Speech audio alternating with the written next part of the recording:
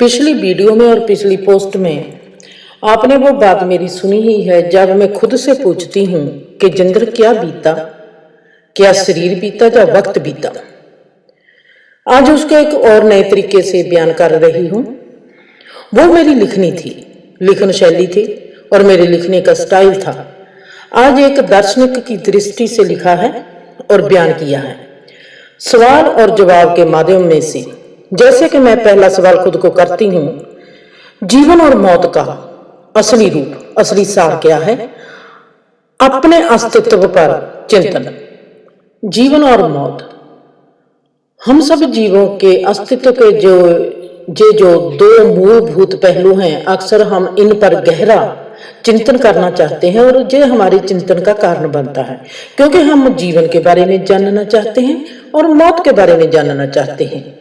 जीवन की यात्रा के बीच में हमारे साथ कुछ ऐसी घटनाएं होती हैं, कुछ ऐसे पल आते हैं, हालात आते हैं जो हमारे को हमारे अस्तित्व के असली रूप पर विचार करने के लिए प्रेरते हैं। जैसे मैंने अपनी लिखनी में लिखा, वो पल मौत की अटलता का सामना करने वाले व्यक्ति के गहरे प्रतिबिंब को प्रकट करता है। आत्मनिरीक्षण के माध्यम से जब मैंने जीवन, वक्त और मौत के बीच रहस्यमयी अंतर संबंध का सामना किया, तो मैंने वहां पर क्या देखा कि हमारे अस्तित्व की एक बहुत ही गहरी सुंदरता है, जिसके बारे में मुझको जानकारी मिलती है। मौत के साथ मेरा सामना, वो पल एक कथा है जब मेरा सामना मौत से होता है। एक सर्वभौम का अटलता जो हमारे जीवन का सार है, जो हमारे जीवन का असली रूप है, जो व्यक्तिगत हमारे अस्तित्व से परे है, वो मुझको दिखाई देता है। जैसे ही मौत मेरे सामने मंडराती है, तो वक्त का स्वभाव और जीवन के सार पर सवाल उठाते हुए मैं अपनी आत्म खोज की यात्रा पर निकलती हूँ। ये महत्वपूर्ण पल जो है, गहरे आत्मनिरीक्षण के लिए मेरे साथ मेरे सहायक का रूप लेता है और मेरी मदद करता है, जो स्वयं की मौत और अस्तित्व की पल भर की प्रकृति पर विचार करने के बाद मुझे नए डिमेंशन में प्रवेश करने का एक सद्दा भी देता है। वक्त और शरीर, जब मैं इससे पूछती हूँ क्या बीता, उसका मतलब है कि मैं अब एक दार्शनिक बन गई हूं। दार्शनिक की एक पूछताछ होती है।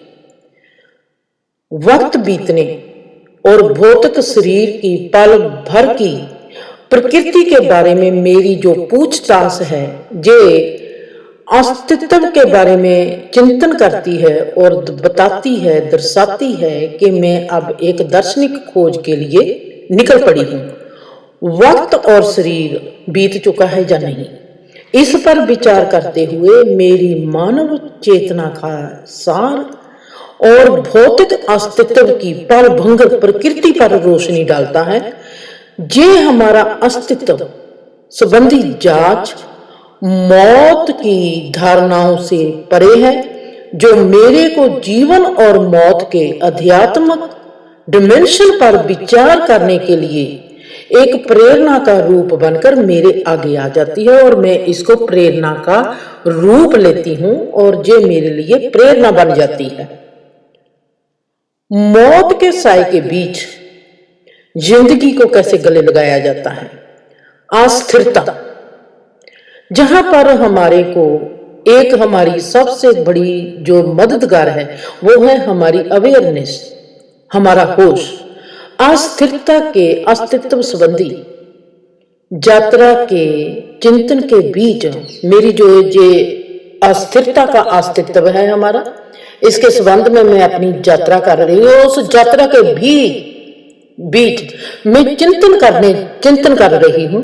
मुझे एक गहरे सत्य का पता चलता है। जीवन की यात्रा में परस्पर जुड़े साथी के रूप में जीवन और मौत दोनों ही हमारे सह अस्तित्व हैं।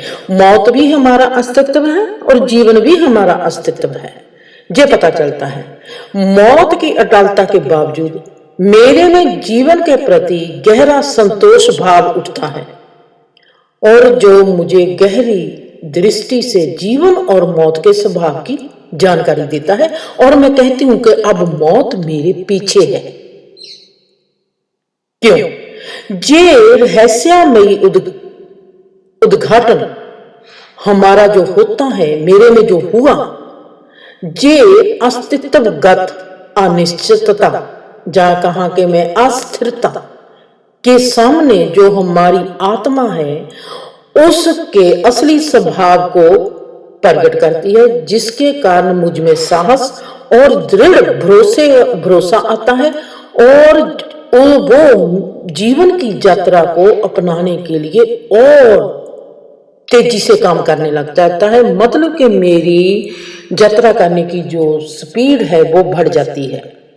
फिर मैं देखती हूं कि जीवन में जो स्पीड मेरी बढ़ी है, तीव्रता है, और मौत की जो गंभीर उपस्थिति है, इनमें एक बहुत ही गहरा विरोधाभास मतभेद है, जिसका मुझको एहसास होता है। जैसे जैसे जीवन एक नई तीव्रता से भरता जाता है, मौत का डर खुद ब खुद मुक्ति के लिबास पहनता जाता है। मौत की रंगत मेरे जीवन में फीकी पड़ने लगती है। ये तुलना जीवन और मौत के बीच गतिशील जो अंतर संबंध है उसको उजागर करती है, जिसमें जीवन का जो जिंदापन है उसमें जो मौत का डर है वो लीन होने लगता है। इस एहसास के माध्यम से मैं मौत के डर से पार होती हूँ, मुक्ति की एक नई भावना के साथ जीवन की और जीवन के भीतर ही समाई हुई सुंदरता, इसको हम फिर से बोलते हैं, जीवन की गहरी सुंदरता जो जीवन के भीतर ही समाई हुई है वो खुद ब खुद मेरे में उतरने लगती है, जहां मैं उसको अपनाने लगती हूं। दोनों ही अल्फाज या दोनों ही एहसास ठीक है। आजादी की मुस्कान, आजादी की मुस्कान, जहां मैं कहूं कि हमारा जो अस्तित्वगत सत्य है उसको अपनाना।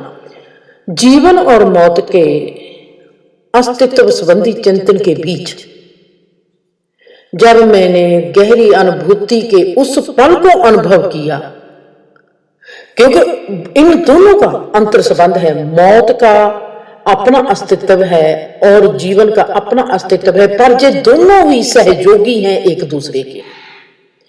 इनके जब मैंने उस संबंध को अनुभव किया तो मेरे में मुस्कान आ गई। ये मुस्कान भी एक ऐसी मुस्कान थी जिसको मैं कह सकती हूँ, इसको मैंने नाम दिया है आजाद मुस्कान।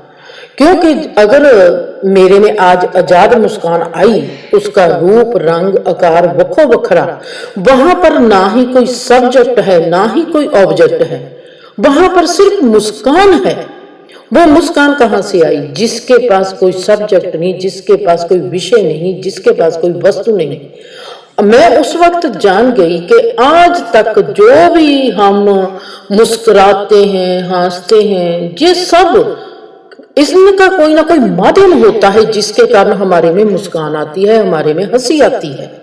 पर वो मेरी हंसी आजाद थी, होठों पर जो सुपर मुस्कान जिसमें ना ही कोई डर था ना ही कोई अस्थिरता सी, जो बंधनों से मुक्ति का प्रतीक थी, जो अटूट साहस के साथ अस्तित्व के जो अंतर्गत सच्चाइयां थी उनको अपनाने लगी।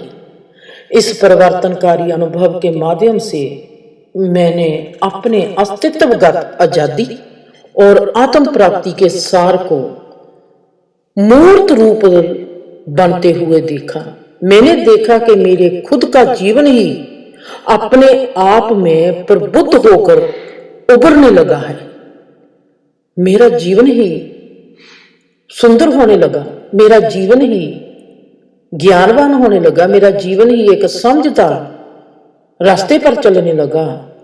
और मैं तो देखकर हैरान रह गई, मेरे में सिर्फ यही निकला। आहा, अब मैं क्या देखती हूं कि जीवन और मौत ये दोनों ही एक अच्छे गुरु के रूप में मेरे आगे आते हैं, जो मुझको ब्रह्मांड के स्वभाव की समझ देने लगते हैं।